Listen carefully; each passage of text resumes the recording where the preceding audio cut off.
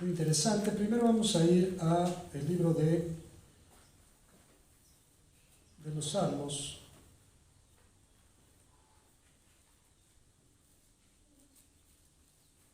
Salmo 127.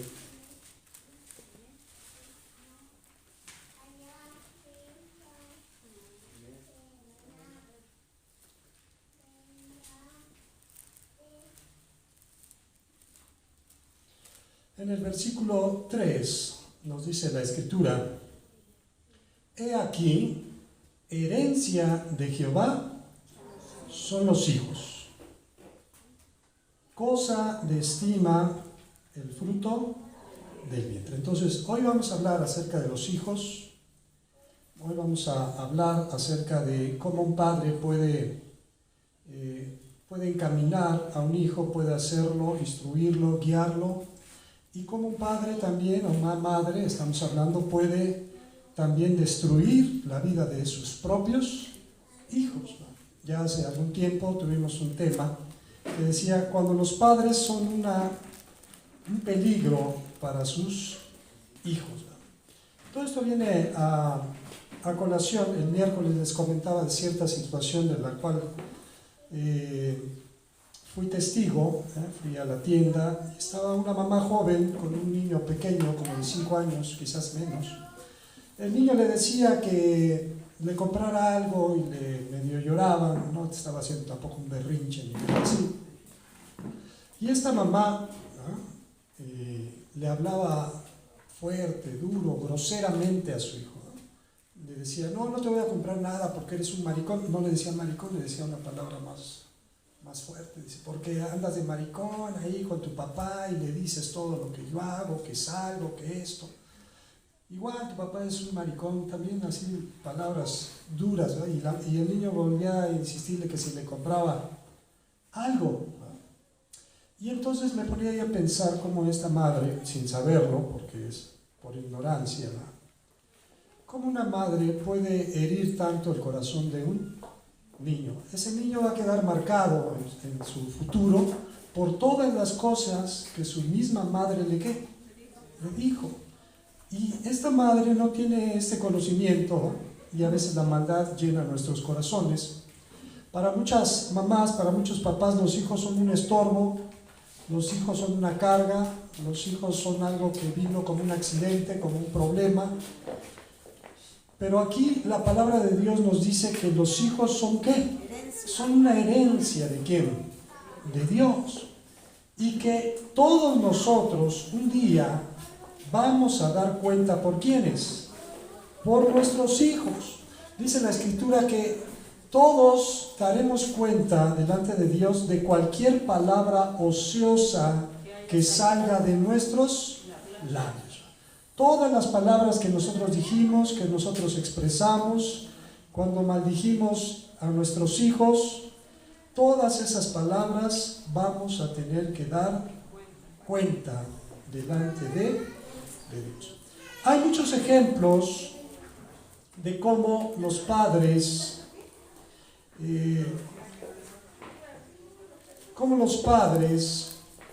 pues tienen problemas en su mismo hogar por sus hijos. Vamos a ver en Génesis.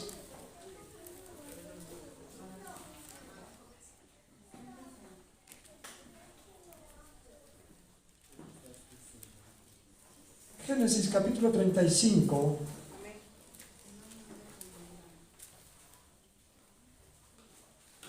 ¿Ya lo tenemos?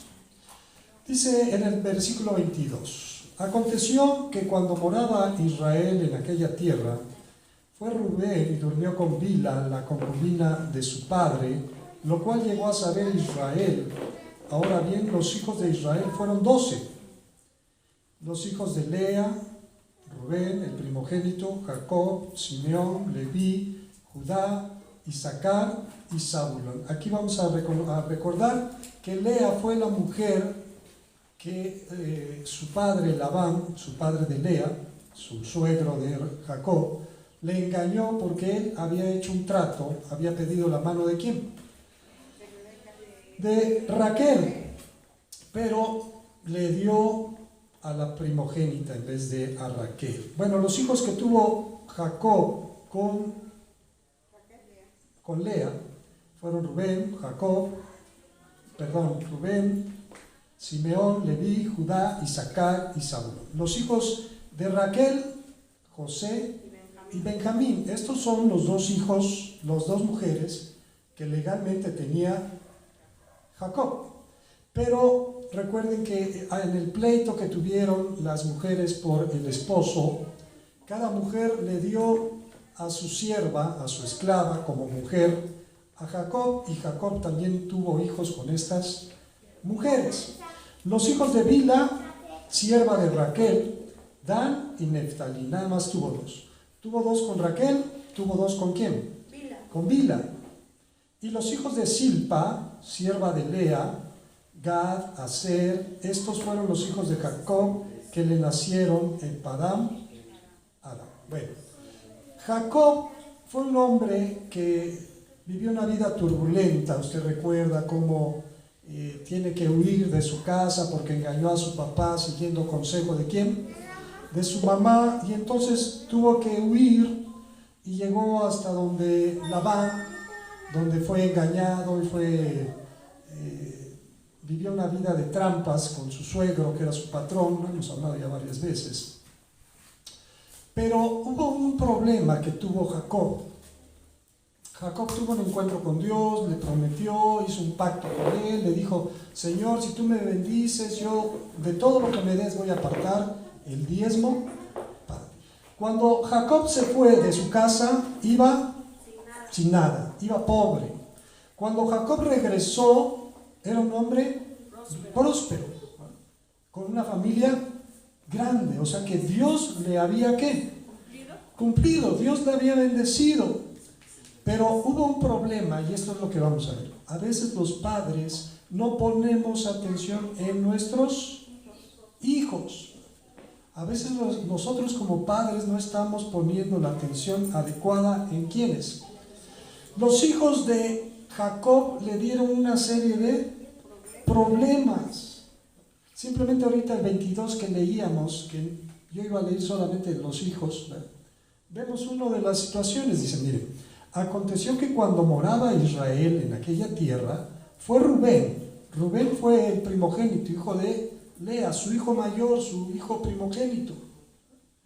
Que en el primogénito a veces recaen muchas cosas. Tiene que ser un ejemplo, tiene que cuidar a sus hermanos, tiene que ser una guía, tiene que ser la mano derecha de ¿quién? De su papá. Rubén durmió ¿con quién?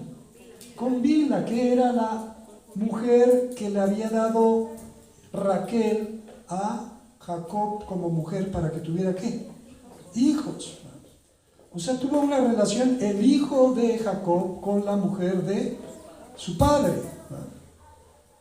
lo cual llegó a saber Israel. Ahora, hasta aquí habla de la situación.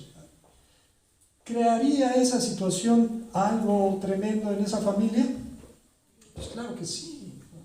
Todos esos son problemas. En el capítulo 34, si usted lo lee con calma, una de las hijas de Jacob, porque también tuvo hijas, Dina, fue deshonrada por un hombre de esa tierra, y él estaba enamorado de Dina.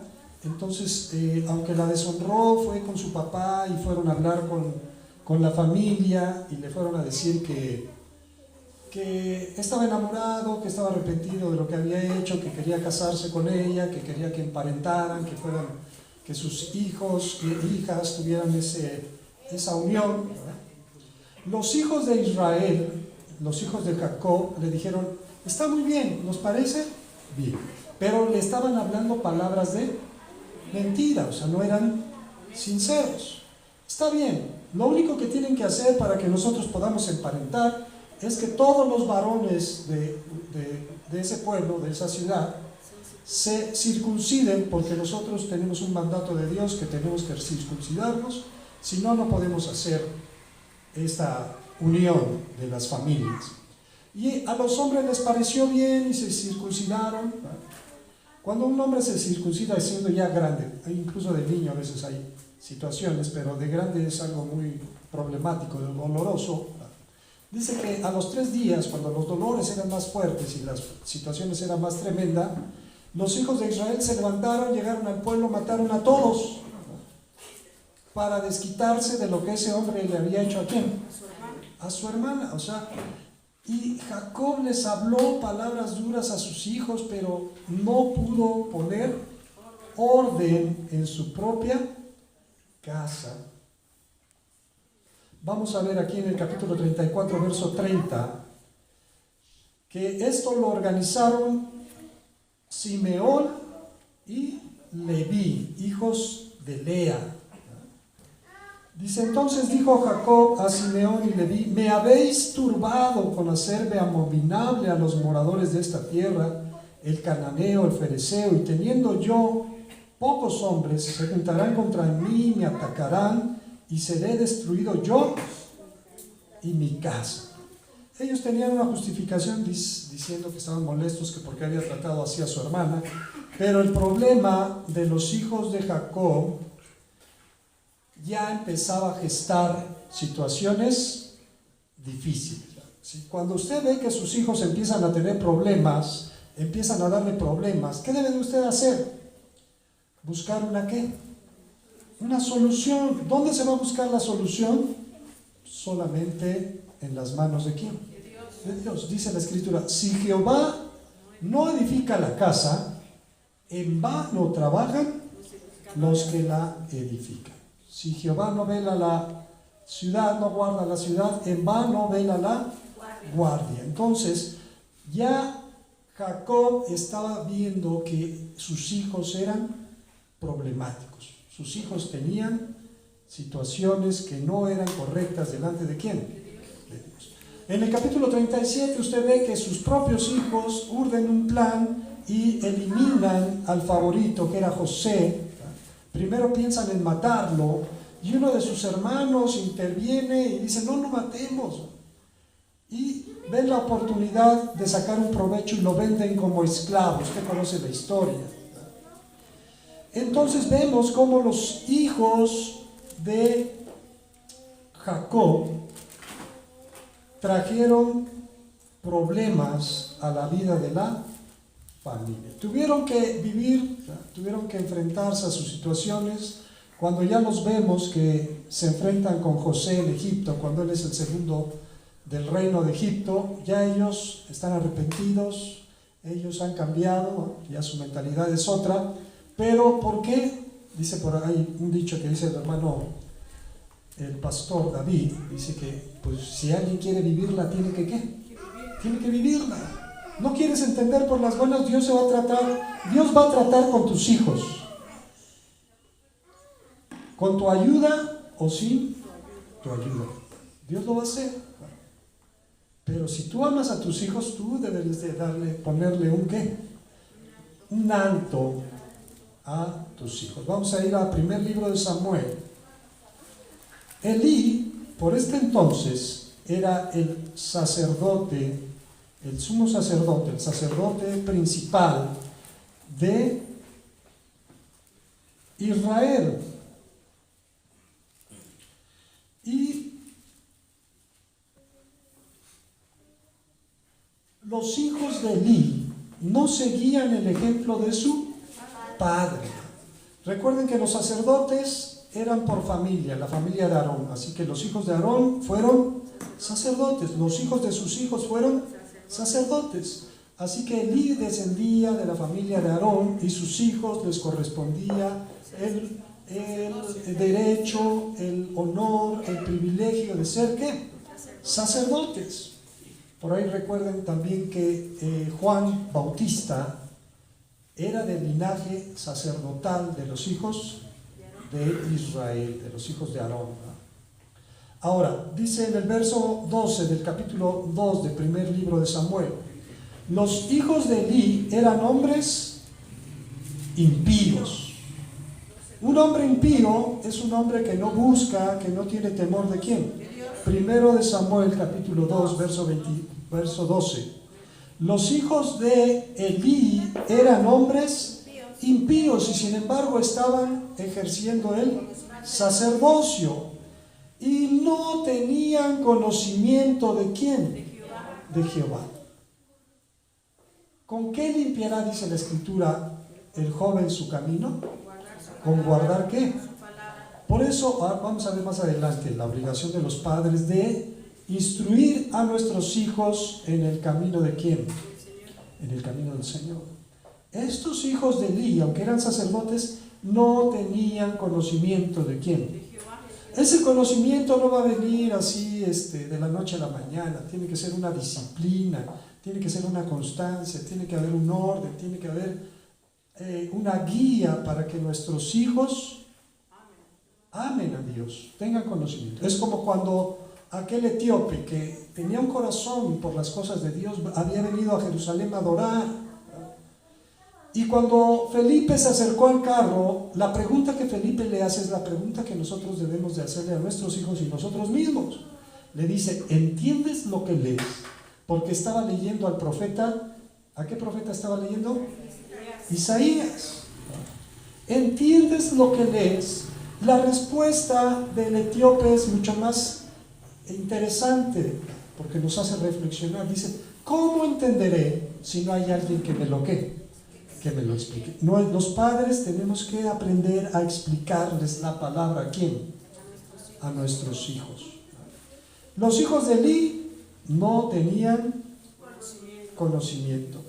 Y era costumbre de los sacerdotes con el pueblo que cuando alguno ofrecía sacrificio, venía el criado del sacerdote mientras se cocía la carne, trayendo en su mano un garfio de 3 dientes. Ahora, la costumbre de los sacrificios era lo siguiente. Había diferentes tipos de sacrificios, lo hemos estudiado. Cuando es un holocausto, se presentaba el animal y se quemaba todo delante de la presencia de ¿quién?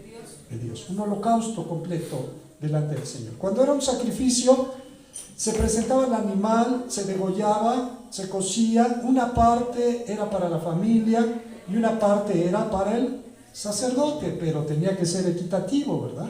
Tenía que el jefe de la familia escoger qué parte le iba a dar a quién, al sacerdote. Bueno, aquí dice que los sacerdotes en ese tiempo de los hijos de Elí, era costumbre que cuando se estaba cociendo la carne, llegaban con un garfio de 3 picos y lo metían en el perol de la olla, en el caldero o en la marmita.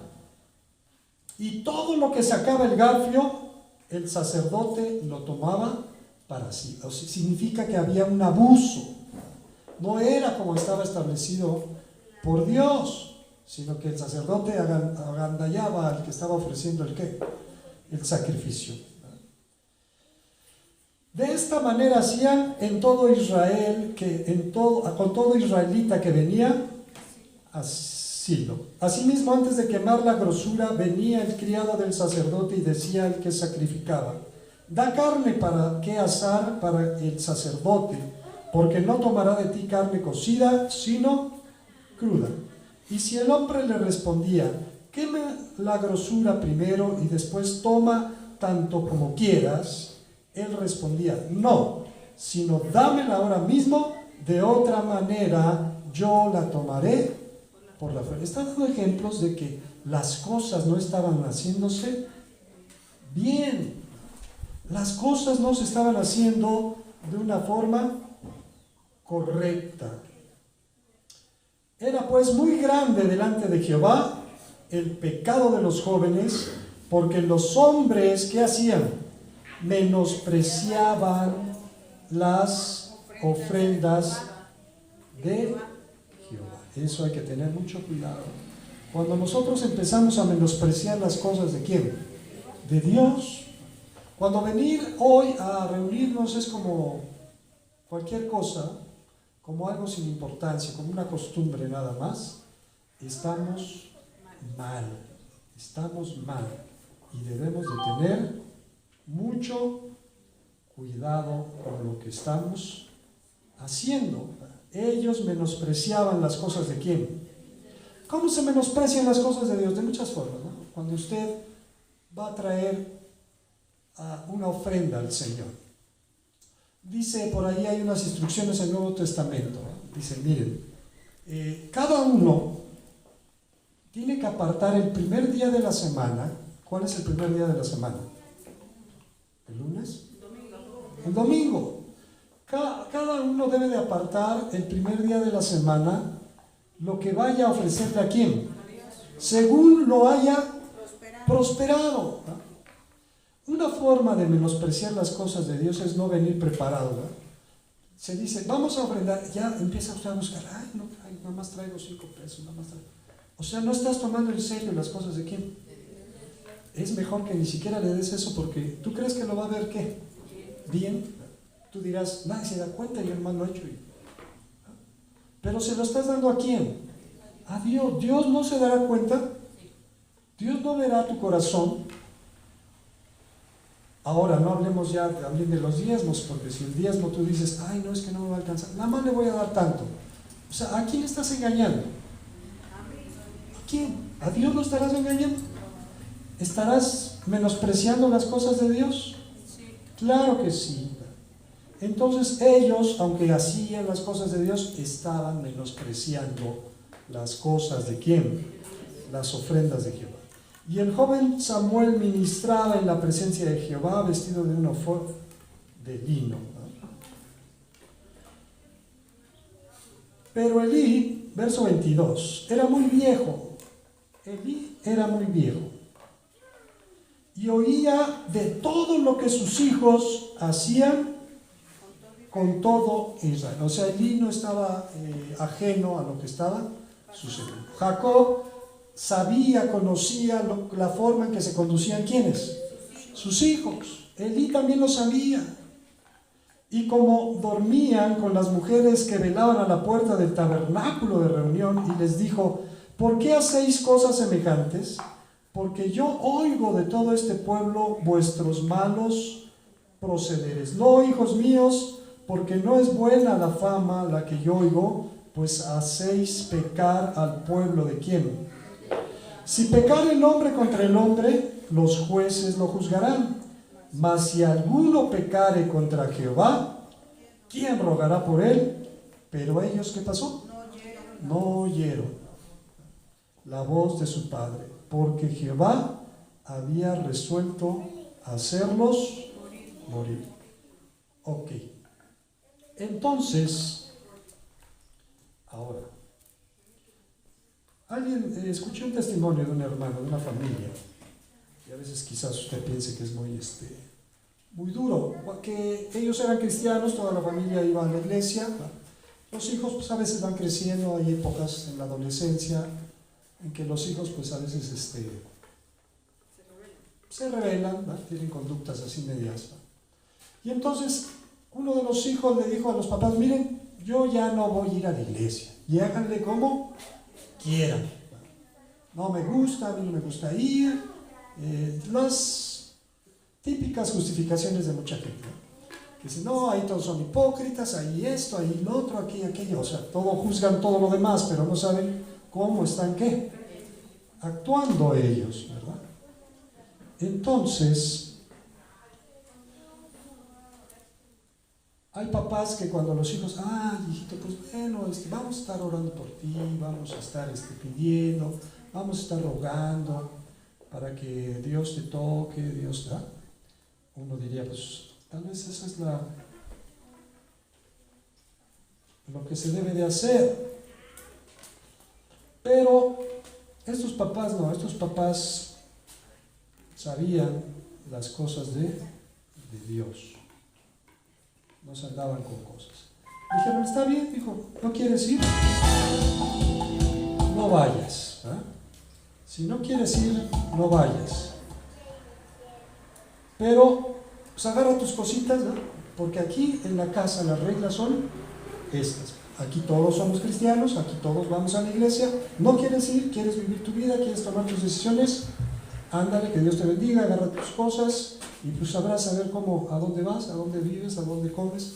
Todo lo que tengas que hacer ya será tu decisión. ¿Quieres tomar tus propias decisiones? Ándale, que Dios te bendiga. Pero muchos papás les tiembla la mano para poner orden en su propia casa. ¿Por qué? Les da miedo. Ay, no, mijito, ay, mijita, ay, ¿qué va a ser? Pobrecita.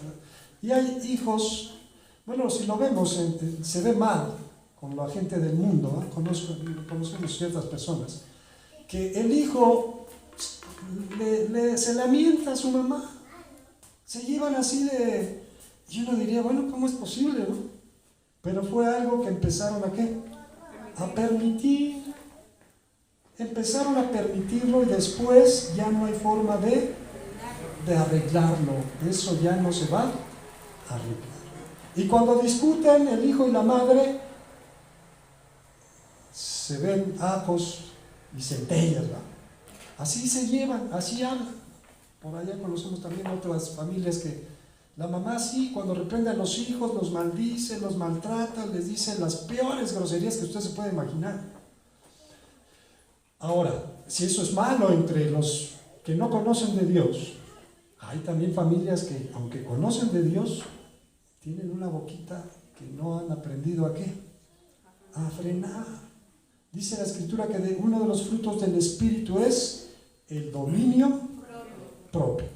El miércoles platicábamos de los hijos de David. David era un hombre conforme al corazón de Dios. Desde jovencito Dios vio en él algo especial. Por eso cuando Dios desechó al rey Saúl, mandó a Samuel precisamente a ungir ¿a quién?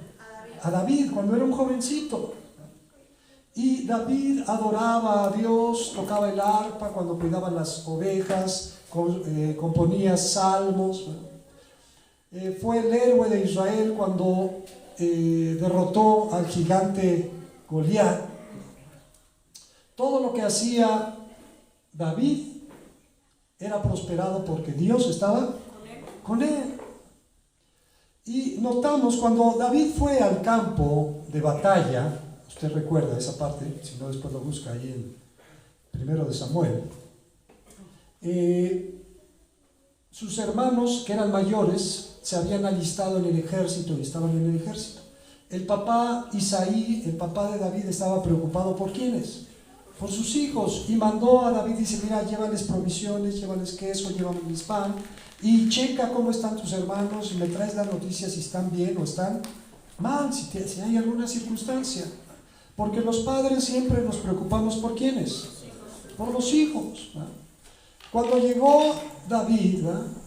Precisamente llegó cuando Goliat ofendía al pueblo de Israel y les decía que eran unos cobardes, que no había uno que quisiera enfrentarlo, ¿no? Y entonces él preguntaba y sus hermanos lo vieron ahí y lo llamaron, lo reprendieron duramente. Dice, ¿a qué has venido? Tú has venido a ver la batalla como de un asunto de morbo, ¿va? Sin entender que su papá lo había ¿qué? Lo había enviado, ¿no? Bueno, entonces de por sí vemos que ya había situaciones difíciles ahí entre los mismos hermanos de ¿quién? De David. Cuando David llegó a ser rey de Israel, David tuvo también varios hijos, pero uno de los problemas es tener hijos con diferentes ¿qué? Mujeres. Hoy en día hay matrimonios, incluso dentro de la esfera de hermanos y hermanas, hay matrimonios donde hay los hijos de ella, los hijos de él y los hijos de ¿quiénes? De ambos, ¿verdad? Ahorita no vamos a entrar en ese asunto, si está bien, si está bueno. El asunto es que ya se han unido como matrimonio, ¿eh?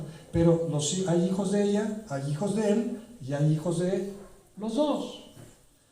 Ese matrimonio que está en esa situación, si es cristiano, tiene que, si los demás, entre comillas, los matrimonios normales, cristianos, buscan a Dios y oran 15 minutos diarios en su hogar como familia, estas familias tienen que orar el doble, tienen que ayunar el doble, tienen que reunirse el doble, porque ya ese barco ya está haciendo agua y ellos no se dan cuenta. Los problemas van a venir tarde que temprano y es mejor estar preparado. Entonces, el rey David, algo que no aprendió tenía muy buena relación con Dios, se deleitaba en las cosas de Dios, pero se olvidó de guiar a sus hijos por el buen camino. Platicábamos el miércoles del asunto de Absalón, ¿verdad? Que tenía un hermano que se llamaba Amón y tenían una hermana que se llamaba Tamar. Que el hermano abusa de la hermana y aunque lo sabe el rey David, no dijo ni hizo nada. Absalón en su corazón le dijo a su hermana: no llores, haz como si no hubiera pasado nada, pero él en su corazón ya tenía un plan. Un día iba a matar ¿a quién? A su propio hermano, porque no hubo alguien que pusiera ¿qué?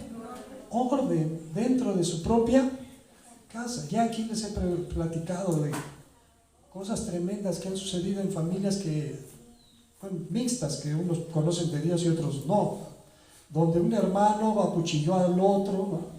Y la familia, pues hay que esconder al que hirió al otro y hay que llevar al otro ¿a dónde? Al hospital. Y imagínense nada más las circunstancias, las situaciones que se presentan, ¿no? Y así hay muchas circunstancias, pero alguien no pudo poner orden desde un ¿qué? Les comentaba que esa situación se dio cuando hay padres que se llevan muy bien con los hijos, ¿no? Toman ahí juntos, se emborrachan juntos porque piensan que eso es llevarse bien ¿con quiénes? Con los hijos, pero no saben que ellos pierden la autoridad como figura paterna dentro de su propio hogar. Y después, si usted pierde la autoridad en su hogar, es difícil volverla a retomar. Entonces, Absalón mata a Amón y huye por ciertas circunstancias, después regresa, pero David no lo quiere recibir. David nunca habló con él, David nunca le dijo: mira hijo, eso que hiciste estuvo ¿qué? Estuvo mal, mira, busca de Dios, vamos a tratar de arreglar este asunto, vamos a superar esta situación. David nunca habló ¿con quién? Con su hijo. Entonces en el corazón de su hijo se fue generando más odio, más rencor, más problemas, y empezó a pensar en la forma de eliminar a su propio padre para quedarse con el reino.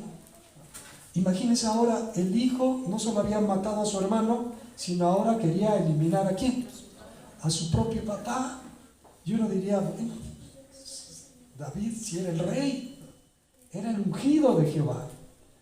No supo poner orden en su casa. Cuando murió Absalón, David lloró, porque en cierta manera David sabía que lo que había sucedido era consecuencia de sus propios pecados, de sus propios actos. Pero pasó el tiempo y volvió a suceder algo similar. ¿Cómo se llamaba su otro hijo que se levantó en contra de él? Abdías. Ahorita lo vamos a ver. Vamos a ir a 2 de Samuel. 2 libro de Samuel. O creo que ya es el 1 de Reyes.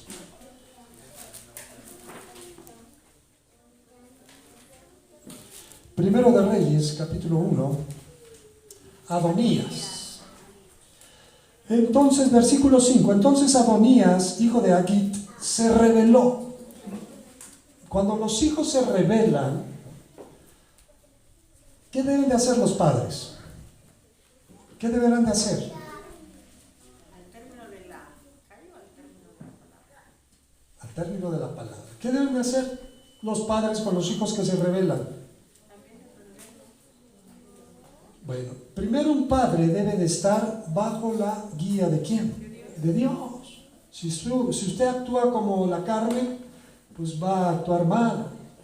Pero si usted ha aprendido, ha asimilado de la palabra y la pone en práctica, todo eso va a ser para bien, para bendición. Amén. Adonías se rebeló diciendo: yo reinaré. Y urge un plan, y ahí hace toda una serie de movimientos con gente cercana al rey y se proclama como rey. Hace una fiesta donde invita a ciertas personalidades del reino, a un sacerdote, a un sumo sacerdote, porque en ese tiempo había dos, recuerden, a un general del ejército, a Joab, y a varias personalidades, ¿verdad? Y hacen esta fiesta y se proclama rey, pero su papá no ha muerto y su papá sabe absolutamente ¿qué? Nada. Le vienen a decir precisamente Betsabé, aquella mujer con la cual pecó el rey David y murió su hijo. El segundo hijo de esta mujer con David se llamaba ¿cómo? Salomón. Y entonces Betsabé le recuerda una promesa que le hizo David. Dice, tú me prometiste que mi hijo iba a reinar en tu lugar el día en que tú ya no estés, ¿verdad? Pero hoy tu hijo Adonías reina sin saberlo tú. Después llegó el profeta Natán y le recordó esas palabras, ¿verdad? Así que David proclama ¿a quién? A Salomón como rey sobre Israel. David era un hombre anciano, un hombre viejo, un hombre ya con muchos años, pero él había vivido ya muchas cosas. Y la edad y los años también deben de dar ¿qué? Experiencia. Tiene que darte sabiduría. Dice la escritura, corona del anciano son sus canas. Porque a través de esas experiencias, cuando uno está ligado a las cosas de Dios, uno debe de convertirse en una persona sabia. Lo que David no hizo con sus otros hijos, lo hizo ¿con quién? Con Salomón. Capítulo 2 del Primero de Reyes. Llegaron los días en que David había de morir. Ya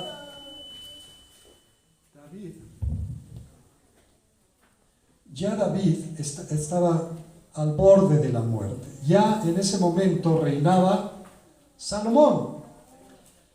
Y ordenó a Salomón su hijo diciéndole, ahí sí le llamó y hubo unas instrucciones y le dijo, mira hijo, ven, te voy a dar unas instrucciones.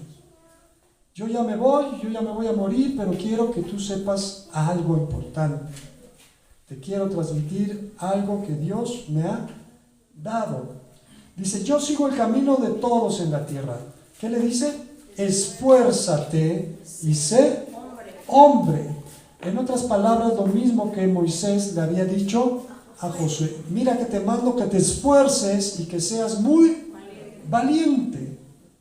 Guarda los preceptos ¿de quién? De Jehová tu Dios. La palabra no lo dice, pero yo estoy casi seguro que estas palabras nunca las habló con Absalón, ni con quién, ni con Adonías. Pero sí las habló con quién, con Salomón. Guarda los preceptos de Jehová tu Dios, andando en sus caminos y observando sus estatutos y mandamientos, sus decretos y sus testimonios, de la manera que está escrito en la ley de Moisés, para que prosperes en todo lo que hagas y en todo aquello que emprendas. Nosotros a veces aconsejamos a los hijos, ¿no? Mira hijo, si vas a estudiar esto, hazle así, hazle así. Si vas a presentar un examen, mira, revísalo 2 veces, vuelve a rechecarlo para que estés seguro de las respuestas que diste, ¿verdad? Y esos son consejos válidos, consejos buenos, ¿verdad? Pero el mejor consejo que los padres le pueden decir a sus hijos es: busca ¿a quién? Busca a Dios. Guarda sus mandamientos, guarda sus estatutos, guarda sus preceptos, y todo lo que hagas va a ser ¿qué? Prosperado. ¿Usted lo cree? Pues es lo que nosotros tenemos que transmitir a quienes. David le dijo, mira, guarda las cosas de Dios y todo lo que hagas va a ser ¿qué? Prosperado. Y en todo aquello que emprendas, para que confirme Jehová la palabra que me habló diciendo. Ahora, nosotros hemos recibido promesa de parte de ¿quién? De Dios. De Dios. En el Salmo 127 leímos, en el 128 dice en el verso 3, que nuestras hijas serán como columnas labradas en un palacio. Y da promesas a aquellos hombres que temen ¿a quién? A Dios. Ahorita lo vamos a leer. Entonces, bueno, vamos a ir sin que perdamos esta cita, porque vamos a regresar. Salmo 100. Dice, para que confirme Jehová la palabra que me habló diciendo, si tus hijos guardaren mi camino andando delante de mí con verdad, con verdad de todo corazón y de toda su alma. Jamás, dice, faltará a ti varón en el trono de Israel. Ok. Y ahora en el Salmo 128 vamos a poner atención y después vamos a volver a leer lo que leyó nuestra hermana Doris. En el Salmo 128 dice, bienaventurado todo aquel, ¿va? Aquí no está hablando de hombre o mujer, está hablando de todo aquel que teme a Jehová. O sea que el temor de Jehová es el principio de la sabiduría. ¿Que anda en qué? Si tú andas en tus propios caminos, mira, no es que no estás temiendo a quién, a Dios. Simplemente cuando dice la Escritura que el día de reposo que hemos escogido para consagrárselo a quién, si guardares ese día, si retrajeres tu pie de hacer tu qué, tu voluntad, y lo llamares como santo, delicia de Jehová. Entonces aquí dice, que anda en sus, cuando comieres del trabajo de tus manos, ¿qué va a pasar? Bienaventurado serás y te irá bien. Hay gente que aunque trabaja y compra comida con lo que trabaja, de todas maneras la comida ni siquiera le sabe, porque siempre está angustiado, siempre está preocupado, nunca le alcanza, siempre tiene compromisos. Pero dice, mira, si tú temes a Dios, si tú andas en sus caminos, de ese fruto del trabajo de tus manos, cuando tú comas vas a ser bienaventurado y te va a ir, ¿cómo? Tu mujer será como vid que lleva fruto a los lados de tu casa. Tus hijos como plantas de olivo. El que no conozca un olivo, esa hoja, aunque está más pálida en la parte de abajo, pero esa hoja nunca se pone seca, siempre está verde. Cuando se cae del árbol, de todas maneras se cae ¿qué? Verde, ya se seca abajo, pero ese árbol nunca tiene las hojas secas. Tus hijos como plantas de olivo alrededor de tu mesa. Aquí que así será bendecido el hombre que teme a Jehová. Bendígate Jehová desde Sión y veas el bien de Jerusalén todos los días de tu vida y veas ¿a quién? A los hijos de tus hijos. Paz sea sobre Israel. Entonces vamos a regresar aquí donde leía. Dice, para que confirme Jehová la palabra que me habló. Si Dios nos ha prometido que nos va a bendecir, esa bendición como padres la podemos transmitir ¿a quiénes? A nuestros hijos. Para que se cumpla esa palabra de bendición, el hijo tiene que ser obediente a los mandatos ¿de quién? De Dios. Si tus hijos guardaren mi camino andando delante de mí, o sea, no solamente le habla a Salomón, sino le está hablando ¿qué? A la descendencia de Salomón. Mira, no solamente tú vas a ser bendecido, si tus hijos también siguen ese mismo camino, van a ser bendecidos de parte ¿de quién? De Dios. Si tus hijos guardaren mi camino andando delante de mí con verdad, de todo su corazón y de toda su alma, jamás, dice, faltará de ti varón en el trono de Israel.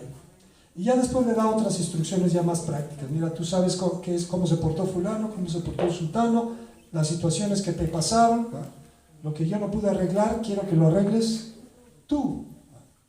Entonces, hermanos, miren, trato de encargar esto, pero vamos a ver rápidamente estos 12 pasos, 12 principios de cómo educar a nuestros hijos.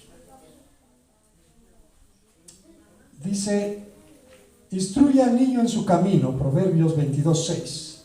Instruye al niño en su camino y aun cuando fuere viejo, ¿qué va a pasar? No se apartará de él. Entonces tenemos, el primer principio es, hermanos, comenzar temprano. Hay que ya cuando se convirtió, ya sus hijos eran grandes, incluso algunos ya estaban hasta casados, ¿no? Ya el transmitirle estos principios a sus hijos, esta bendición, es un poco más que difícil. Pero si usted conoció a Dios y sus hijos están como pequeñitos, es el momento adecuado, el momento correcto, el momento ideal para instruirlos en el camino del Señor. Amén. Se tiene que presentar, el segundo principio es presentar un frente unido. Cuando el matrimonio debe de estar, ya no son dos, sino son una sola carne. Pero si el papá anda hacia un lado y la mamá anda hacia otro lado, eso se va a reflejar en sus propios hijos. El matrimonio debe estar unido en las cosas de ¿quién? De Dios. Tienen que tener una prioridad, que sus hijos sean encaminados en el camino del Señor. 1 Corintios 14:33 dice que Dios no es un Dios de confusión, sino un Dios de paz. Entonces los padres deben de estar de acuerdo en los métodos y prácticas que utilizan para educar a sus hijos. Otro principio, el tercero, es ama a tu hijo. No puedes, dice que el vínculo perfecto, ¿cuál es? El amor. Dice que el que no ama no conoce a Dios, porque Dios... ¿Y habrá padres que no aman a sus hijos? Sí, hay padres que no aman a quienes, a sus hijos. Pero nosotros debemos de aprender a quién, amar a nuestros hijos. Así como Dios nos ama, nosotros tenemos que aprender a amar a nuestros hijos. Cuarto principio, disciplina a quién, a tu hijo. No permitas que hagan lo que él quiera, porque va a ser para su propio mal. Hebreos 12:6 dice, porque el Señor al que ama, disciplina, como el Padre disciplina a su Hijo. Amén. Entonces tenemos que aprender a disciplinar correctamente a quién. Hay situaciones que a veces se salen de... Sí les platiqué de aquella noticia muy triste, pero hay varios casos, incluso entre la gente cristiana. Los hijos a veces ya no sueltan el celular para todo traen el ¿qué? El celular. Y si usted le quita el celular, se arma la rebambaramba, ¿no? Es cuando los padres no tienen autoridad sobre quién. ¿Sabes qué? Me vas a dar tu celular y no te estoy preguntando, te estoy diciendo las cosas cómo van a ser. Esta mamá iban en el carro y el hijo no sé qué iba ahí en el celular, no sé, se armó ahí un merequetengue entre el hijo y la mamá y le quitó el celular la mamá. Y el hijo se baja del carro haciendo un berrinche y se avienta del puente y se mata por hacerle berrinche ¿a quién? A la mamá. Hay otras escenas en Estados Unidos donde los hijos, un hijo patea a la mamá y la está pateando y la está golpeando, y otra persona le dice, señora, ¿no puede poner usted qué? Orden. Desgraciadamente no pueden poner qué? Orden. Disciplina ¿a quién? A tus hijos.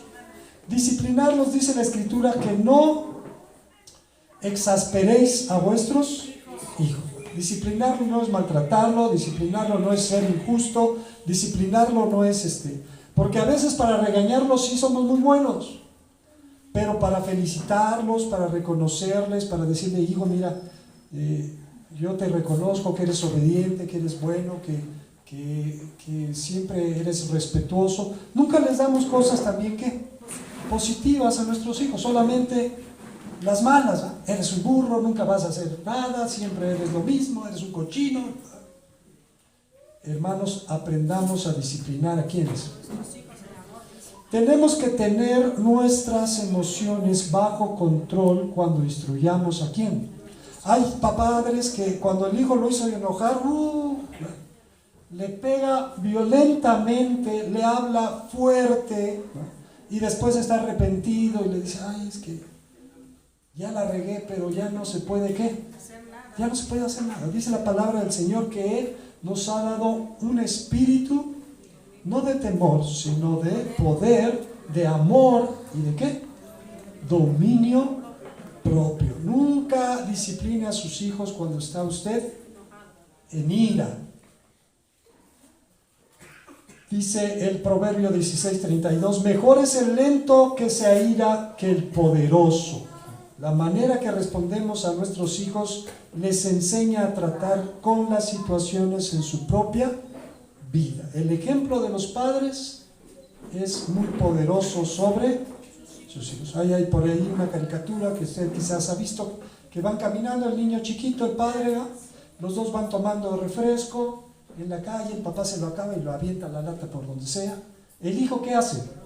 pues hace lo mismo, porque él está viendo el ejemplo de ¿quién? De su padre. Si usted como padre nunca, sus hijos lo ven orar en su casa, ni leer la palabra, ni tener un tiempo de búsqueda de Dios, ¿usted cree que ellos lo van a hacer? Usted les dice, lee la Biblia, pero él nunca lo ve a usted leer la Biblia, ¿lo va a hacer? Ahora, tenemos que ser consistentes.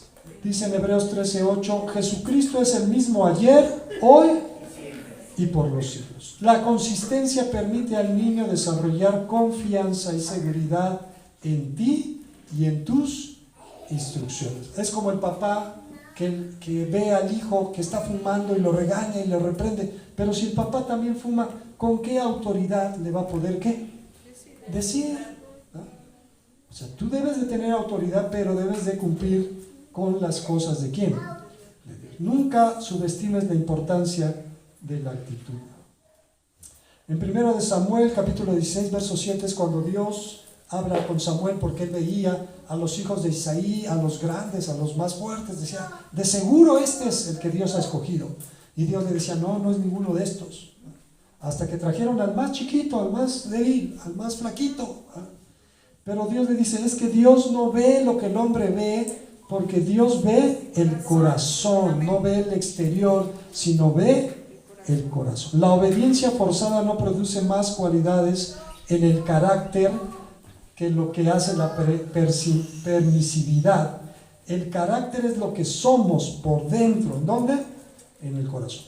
¿Con qué limpiará el joven su camino?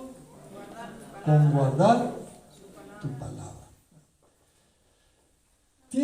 Nuestros hijos tienen que aprender a ser maduros emocionalmente también. Proverbios 25:28. Como ciudad derribada y sin muro es el hombre cuyo espíritu no tiene rienda. ¿Va? Esos niños que hasta se privan por hacer un berrinche, ¿va? Y no pueden respirar porque están haciendo berrinche y se ponen morados. Cuidado con esas actitudes. Esas situaciones en la vida debemos de manejarlas de la mejor manera, de acuerdo a la voluntad de ¿quién? De Dios.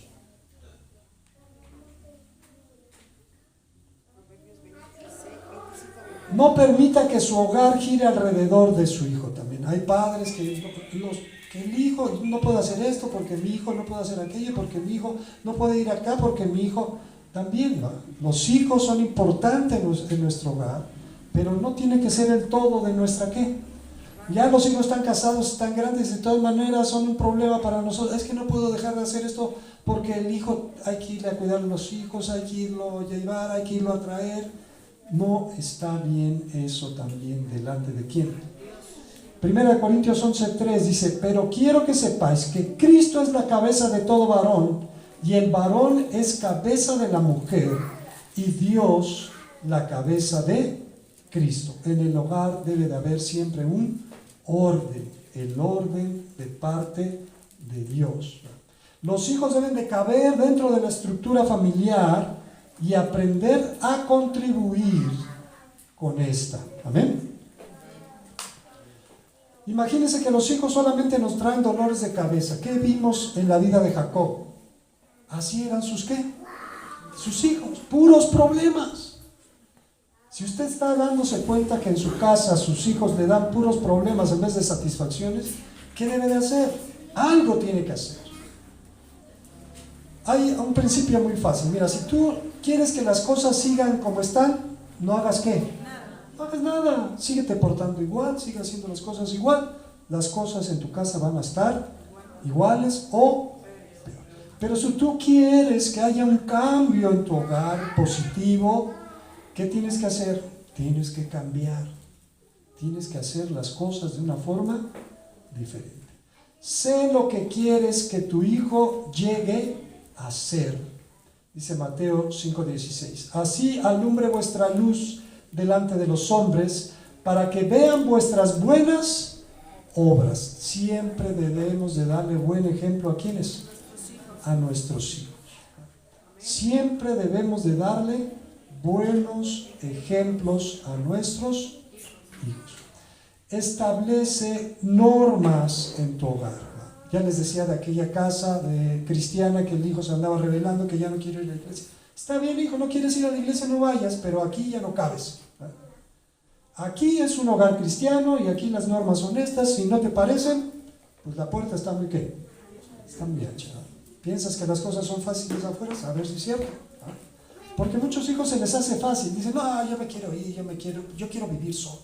Yo quiero tomar mis propias ¿qué? Pero cuando ya viven solos y van y quieren calentar algo en la estufa y resulta que ya se les acabó el gas y ya no tienen papel y abren el refri y está vacío. O no tienen refri, ¿no? Entonces sí extrañan, ¿no? Les pasa como el hijo pródigo, dice que quería comerse lo que comían quienes. Y de repente volvió en sí, dijo, en la casa de mi padre los siervos, los jornaleros, los trabajadores viven mucho mejor que quién, que yo. Mejor me voy a regresar a mi casa. Bueno, entonces dice Eclesiastés 11:9, alégrate joven en tu juventud. Y al final dice, pero sabe que sobre todas estas cosas, ¿qué va a pasar? Te juzgará Dios. No tengas miedo de subir la marca en el comportamiento aceptable y estimular a tu hijo a alcanzarla. Estos pueden saltar más alto de lo que los padres esperan. Si tú has servido a Dios, ¿qué debes de esperar de tus hijos? Que también sirvan a quién. Si tú lo hiciste bien, tú vas a esperar que tus hijos lo hagan ¿cómo? Mejor. Esa es la expectativa que nosotros debemos de tener en las cosas de quién. Y el último es, entienda que el verdadero carácter es formado por la moral que busca o tiene piedad, que busca de Dios. Deuteronomio capítulo 6, versos 6 y 7. Y estas palabras que yo te mando hoy estarán sobre tu corazón y las repetirás a tus hijos. Amén. Le hablarás de ellas, dice ahí, andando en el camino, cuando entrares o cuando salieres. O sea, debes de tener una relación personal ¿con quién? Con Dios todos los días porque hay mucha gente que es cristiana pero solamente el domingo. Ya de lunes a sábado se desconectan de las cosas de Dios. El domingo ahí están en la mañana corriendo, ¿dónde dejé la Biblia? ¿Dónde la pusiste? Pues ¿cuándo la traías? Pues el domingo que venimos de la iglesia, ¿verdad? Porque no la leyó en toda la ¿qué? Toda la semana. Estas palabras que Dios nos habla hoy estarán ¿en dónde primero? En nuestro corazón. Queremos que nuestros hijos sean buenos, queremos que nuestros hijos se porten bien, pero nosotros no nos portamos bien. Entonces, ¿cómo va a estar la cosa? ¿Va a estar fácil o va a estar difícil? Estarán sobre tu corazón y las repetirás ¿a quién? La moral relativa produce un carácter relativo. Entonces, hermano, a veces es difícil, les decía yo, cuando ya alguien se convirtió ya siendo grande, pues ya trae un bagaje, trae una serie de problemas que tiene que aprender a ir superando, arreglando, ¿no? Hay mucha gente reprochiva o que hace mucho reproche cuando alguien ya cristiano le quiere llamar la atención a sus hijos ya grandes. No, pero si tú eras así, tú eras asado, tú decías esto. Era, ¿no? Hacía. ¿Tiempo qué? Pasado. Pero la Escritura dice, he aquí, todas las cosas son hechas nuevas. Las cosas viejas ya pasaron. De aquí en adelante es lo que importa. Amén. Entonces es lo que tenemos que hacer, hermanos. Que el Señor nos bendiga.